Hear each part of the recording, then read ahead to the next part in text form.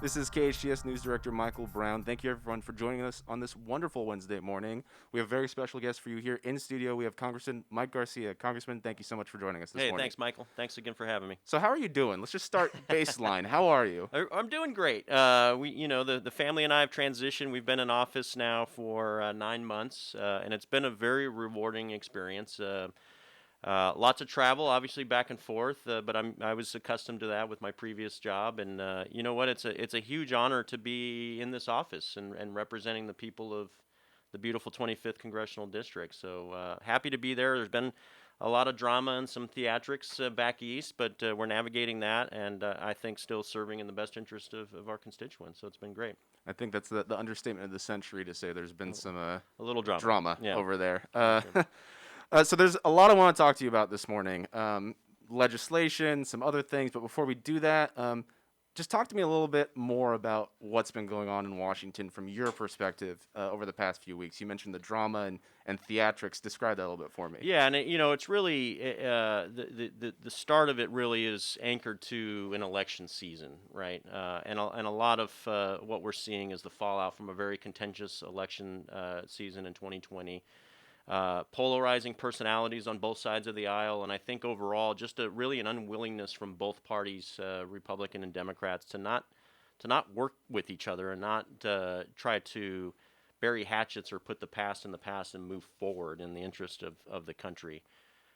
So between the presidential election, the issues that we're having in the House with several members, and the combative nature, I think, of personalities like Nancy Pelosi, it's been a very toxic environment, and it's not what the American people want right now. I think once the election was over, we resolved the issue around certain states and whether or not those votes were those elections were held constitutionally in states like Arizona and Pennsylvania.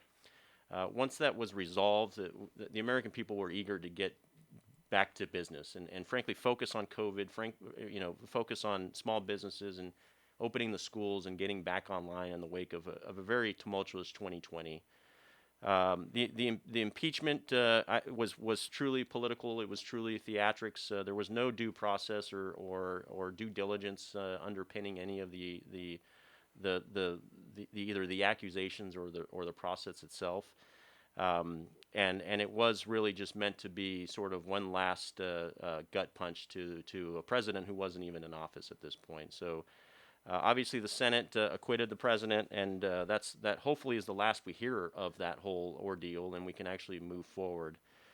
The events on January 6th were just devastating. And as you know, I wrote an op-ed in the Signal talking about the experience and how heartbreaking it was to watch unfold real time.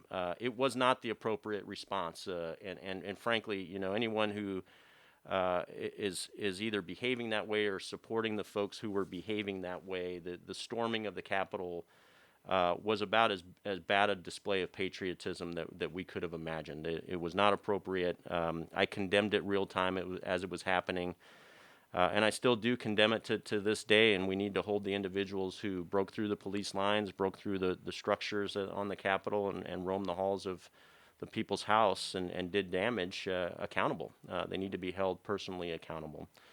And so in doing that, in hopefully putting the election cycle behind us and moving forward, we are now faced with a split House, a split Senate, really very close to 50-50 equilibrium in both chambers of Congress, and a Democrat-controlled White House, and we have an opportunity to actually have meaningful legislation move forward as long as both parties come together in the interest of the nation, actually support moving forward, right? And that's what I've been pushing for. There's good players on both sides of the aisles, but the left and the Democrats right now are really struggling to move forward and not just continue to focus on the problems that we had in 2020. No, I'm glad you mentioned the legislation. I want to talk to you about that, but you also mentioned there's a divide in our government in the House between not only just Democrats and Republicans, but there seems to be divides within both parties. With the Democrats, you have more progressive as opposed to more occupational, or I should say more institutional. Mm-hmm. And then on the Republican side, you seem to have more moderate conservatives as opposed to this kind of rising tide and almost conspiratorial QAnon, so to speak, kind of supporters. There's been a lot of accusations thrown around about that. Could you just kind of clarify for us your sort of stance when it comes to that Republican divide? Yeah, and I think right now first of all, we won 11 seats in the House as a Republican Party. Our district, my election in May, was the first seat to be recovered, right, in the 2020 election cycle. It was sort of the lightning before the thunder, and the thunder came in November with the additional 10 seats being recovered. So as a party within the House, we actually did very well. We got close to 6 seats now away from getting the majority back in a cycle where most professionals and pundits didn't think we were going to recover any seats, right? So what's disappointing to me is that we had such momentum, we had such solidarity, and really it was one team on one mission across the nation trying to get as many seats back, being represented by good conservatives. And then we let the drama around us sort of impact our behavior patterns as a team, right? We started shining lights on what divided us instead of what unified us. And when you do that, it's like putting a bright light on a tapestry. You start seeing the seams, you start seeing the weak points of that tapestry, and it becomes less beautiful and becomes targeted. And it becomes you show everyone the weaknesses around you, right? So I was disappointed to see that. I tried to stay out of the fray for the most part. As with any organization, there's going to be the extremes, far left, far right. I am a very conservative Republican, and I don't hide that. I've been very transparent about that. I'm a fiscal conservative. I'm a social conservative. And I realize that my district is a very purple district. But above all things, I'm a rational actor. I'm a businessman. I'm a patriot, and I don't have loyalties to a party. I have loyalties and an obligation, just like you, as an Air Force officer, to the Constitution of the United States.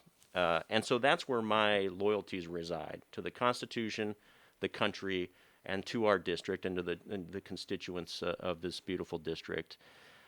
So to see the party politics, and then to see the divides inside of the respective parties. Frankly, it's frustrating for me to see it. It doesn't benefit the American people. It actually slows our government down, and it distracts us. Right? Every hour that we spend as a party debating whether or not we're going to censure someone or remove someone from their committees is an hour where we're not legislating in the interest of the American people. So speaking of legislating in the interest of American people, you recently, a couple of weeks ago actually, sponsored a bill that aims to help veterans who are unemployed due to COVID-19 by providing them with training in some of the high-demand fields. Can you talk to me a little bit about that, and do you see that being a bipartisan issue when it comes to things such as veteran issues? Yeah, and absolutely. This is a bipartisan issue. If it's not, it should be, and I think we are getting support from a lot of Democrats on this one. Before the pandemic, veterans were actually getting good power to the ground. They were actually getting jobs coming out of the military. We still need to take care of our veterans, even in a post-pandemic world. But during the pandemic, we've seen the unemployment rates of veterans almost double.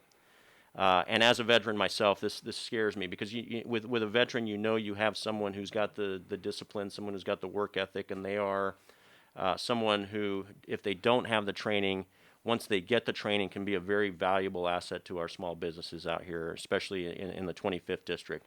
Our district, which is the Antelope Valley, Santa Clarita, and Simi Valley, has one of the highest density percentage-wise of veterans within our communities. And so this bill really behaves similar to a GI Bill or a post-9/11 GI Bill, where we're offering technical training and vocational training specifically to veterans who are between the age of 22 and 66. So these are very employable veterans, folks who have lost their job as a result of COVID, who now have access to training opportunities to get them into a new industry, and a lot of great, aerospace, entertainment industries in our area that are really looking for people to work for them right now. Gotcha. And so, keeping on the subject of unemployment, California has seen some pretty bad unemployment numbers, to say the least, when it comes to the COVID-19 pandemic. Yeah. In addition to that, we've had issues with the EDD. Our local representative, State Senator Scott Wilk, has been pretty vocal about that. You sent a letter to Governor Newsom regarding the EDD issues, and I also believe just yesterday that you and several other Republicans sent another letter, but this one is about vaccine rollout. Talk to me a little bit about how, from a federal position, you're viewing the state's response to things like the EDD and the COVID-19 vaccine rollout? Yeah, so let me start at a very macro level. At the federal level, we've been spending trillions of dollars to not only support small businesses and individuals, but also invest in this program called Warp Speed, which was the program that funded several pharmaceutical companies to develop the vaccine and get them ready for mass production, right? To be able to deliver at a scale that is actually meaningful to a population of 330 million, and frankly, the rest of the world as well. We spent nearly $1 trillion on this Warp Speed program, and it was successful. We got a vaccine in record time. It's multiple distributors, multiple companies, different avenues of approach to fight COVID. And then so to have it then handed over to the states and see most states actually execute the vaccine distribution programs well, but watch our state, again, being led by a governor who has no idea what he's doing. He's never been a businessman. He's never been anything besides a bureaucrat, really an autocrat. He doesn't understand supply chain. He doesn't understand distribution fundamentals. And he's basically trying to control things and shut down businesses to the extent that we frankly are almost last in the nation right now in terms of vaccine distribution. Remember, this is a governor that when our elderly and our senior citizens were getting COVID, rather than sending them to the hospital, he was advocating and pushing and supporting sending our seniors back to nursing homes. Known infected senior citizens were being sent back to senior living and nursing homes. So he's got a track record of not understanding COVID, and he's really been driving us into the ground. He's closing our businesses, closing our schools. The vaccine distribution is the latest failure in his policy. And now with this EDD thing, they've opened the gauntlet here. They've opened the spigot here on unemployment without any filters or without any due diligence or background into who's asking for it. And there's about $11.5 billion now of EDD money that's being chased, that's been fraudulently supported and distributed, right? So this is the problem. If we had 50 more Scott Wilkes, Sacramento would be in great shape. But unfortunately, we have very few conservative, Republican fiscal conservatives in office in Sacramento, and we're being led, frankly, by a tyrant by the name of Newsom right now, who doesn't understand how to lead this state, and it's driving us into the ground. So what's happening is people are filing for unemployment fraudulently under someone else's Social Security. They're getting that money, and now people are starting to open their mailboxes. People, you can walk out to your mailbox and receive a 1099 from the state of California saying, Michael Brown, you just received in 2020 $15,000 of unemployment. Even though you didn't apply for it, someone else did, right? So that level of fraudulent behavior is not only wasteful from a budget perspective, but it's going to end up screwing innocent taxpayers and constituents who had no idea that their Social Security numbers were even compromised. And so that's where the state of California is right now, and that's what we're pushing to have this investigated, to get it fixed, to have more guidelines in place and more lending policies in place to really have the better oversight and underwriting policies to make sure that this doesn't happen again in the future. One last state question for you, again from a federal perspective. All these issues you're talking about has led many within the California Republican Party to campaign for a recall movement of Governor Newsom. Again, from a federal perspective, how are you looking at that, and where you stand on that? Yeah, I think Newsom is a terrible actor. He doesn't belong in that office. I'm fearful of who's behind him, right? If it's not Newsom, who else will run for office? Names like Adam Schiff scare the hell out of me, frankly, and I do think that we can go from bad to worse in some cases. That being said, I support the recall effort. Newsom has a terrible track record in managing our state. He's been dialing up our taxes. He's been touting this rainy day fund. And then when the rainy day actually came in the form of COVID, now we're in a massive deficit. We're the fifth largest GDP in the world, and we can't figure out how to balance our budget right now. That's a direct result of bad policy and bad management by our governor. He's reversed several policies like capital punishment, and he's literally putting our small business community into the graveyards right now. Not opening schools, failing at COVID, failing in taking care of our senior citizens. And so we need to support this recall. And unfortunately, Newsom is one of these guys that he won't react until you kind of hit him over the head with a stick.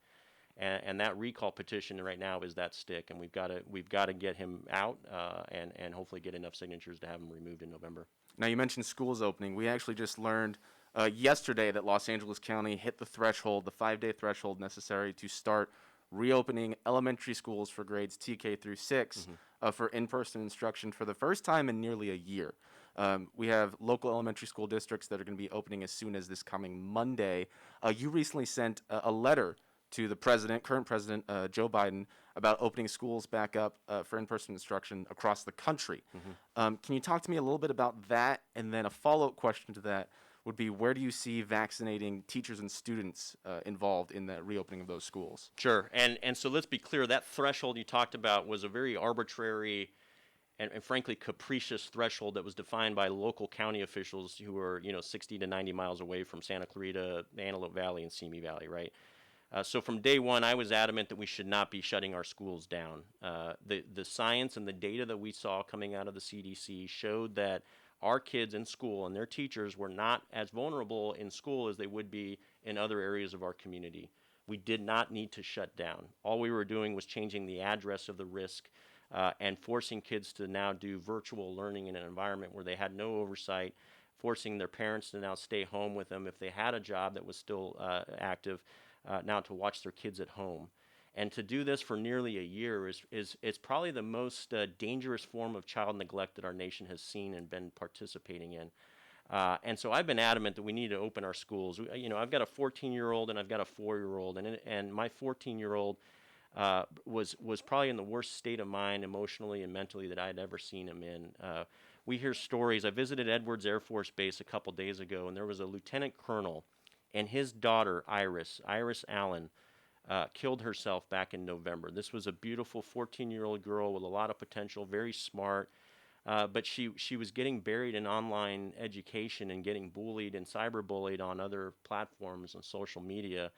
And the parents with 3 kids and 2 jobs were having a very difficult time getting her the mental health that she needed to support her. And unfortunately, she took her own life in this pandemic and in this environment. That's not an unusual story, unfortunately. There's far too many of those. So we need to open our schools. The data suggests that we can. We have the mitigation tools in front of us. This president is kowtowing to equities that are talking in his ear about closing schools instead of doing what's right for our nation and moving forward. As far as the vaccines, I support teachers getting priority in the vaccine line. Again, if we had a state that actually could figure out how to distribute the vaccines that are readily available, that would happen in short order. I think a lot of the teachers themselves want to get back to work. I think the teacher union bosses are the ones that are preventing that from happening. But our schools and our parents desperately need this. And restaurants and businesses can't get back online until kids actually get back in school, because a lot of their employees are now staying at home taking care of their kids. So this is shameful. It's been heartbreaking to watch, but I do think we're at the tail end of it, and President Biden needs to show some leadership here and at a federal level ask that all schools be reopened. Now, you mentioned you were at Edwards Air Force Base, and a little bit less of a doom and gloom question here. Yeah. You had the opportunity to, and correct me on my verbiage if I'm wrong, but it was almost like a transition ceremony, some personnel from the United States Air Force going over to this newly formed Space Force. Talk to me a little bit about that, especially as a prior Navy vet yourself. Yeah, so went up to Edwards for a tour of the facilities, and as a member of the Appropriations Committee, which is a fantastic committee assignment. It's where the power of the purse string is really leveraged, and so for our district, my being on the Appropriations Committee is going to be a huge benefit. But I'm also on the Science and Space Committee as well. So very focused efforts on the space programs, and as you know, in our district, we have a lot of aerospace and space programs that are active. So at Edwards, I was able to see what they needed in terms of support for their existing programs, future programs, infrastructure. They need help with things like new housing programs to support the folks that work there and live there, and mental health physicians as well in the area for our veterans and their families. But one of the very cool experiences was we got to swear in roughly 20 active duty Air Force personnel, mostly officers, 2 enlisted folks, who volunteered to become guardians in the Space Force, which sounds crazy, right? When we say Space Force and guardians, it sounds like Spaceballs, the movie. It sounds like we're mocking the space program, but it's actually a very cool branch of the military now under the Air Force, as you know. And this was the first cadre of people who actually volunteered to transition. A lot of folks were forced to transition. But these were existing, primarily Air Force officers who took the oath as guardians of the Space Force. And what a tremendous and historical moment to be sitting at Edwards, under these museum aircraft and be on the grounds of very historical landscape there at Edwards Air Force Base. It was truly an honor. So I don't know if you have any interest in going to the Space Force, but that's an option for you, Michael. If they asked, I 100% would. Last couple of questions here for you as we wind down into the final 6 minutes here. Edwards Air Force Base is just up the 14 freeway from us. We've been one of the, I don't want to say beneficial, but one of the more positive impacts of the pandemic has been less cars on the road. A lot of people are staying home. As we've started to open back up more, the 14 freeway, especially this morning, I was in early with Tori during the Tori and Kyle show. The 14 freeway was getting very backed up, especially when you get to the 5 and the Newhall Pass. Yep. I understand that it is a federal kind of jurisdiction to at least fund some of the infrastructure. And we had a lot of talk over the past 4 years about possibly funding a large infrastructure package for the nation. Do you see something like that happening in the next 2 years? Yeah, in terms I do. Of our And transportation infrastructure? Yeah, and I think infrastructure is one of those issues that should be bipartisan. We should be able to work across the aisles. And our area, of course, Southern California, is in desperate need of expansion on our freeways. And especially Santa Clarita, the Antelope Valley, Simi Valley, we're growing, and our freeways, frankly, aren't, right? And again, being on the Appropriations Committee, this is where the money is let for these massive infrastructure improvements. So I'm in a great position with a tremendous opportunity to help pay for some of these projects coming forward. And there are some existing projects in work, in design, and also actually being implemented along the 5 and the 14 for expansion. So I support infrastructure improvements, but I especially want to make sure that whatever we vote on and whatever we spend money on is actually improving capacity, right? Widening the roads, adding decks if needed, adding additional lanes, and not just carpool lanes, but additional lanes so that everyone who's driving to West LA or downtown LA can get there in a timely fashion. I drove the 405 for 11 years down to the LAX area from Saugus and Valencia, and it was a nightmare. It took years off my life, I have no doubt. We deserve better than that. And frankly, the focus needs to be on how do we create jobs here in our district, right? And a lot of that is aerospace and defense. A lot of that is entertainment, investing in those large federal programs that actually create jobs in the Antelope Valley so folks don't have to go down under to just make a living. And same thing with Santa Clarita and Simi Valley.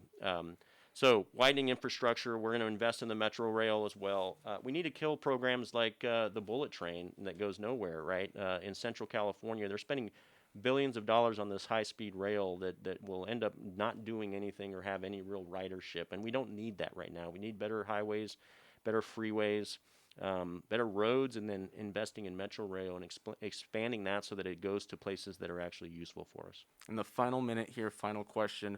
What can constituents from the CA 25th District expect from you in the next couple of weeks, couple of months here? Yeah, so first of all, we have a tremendous staff on our official side. We have fixed federal issues for about 650 of our constituents just in the last 9 months.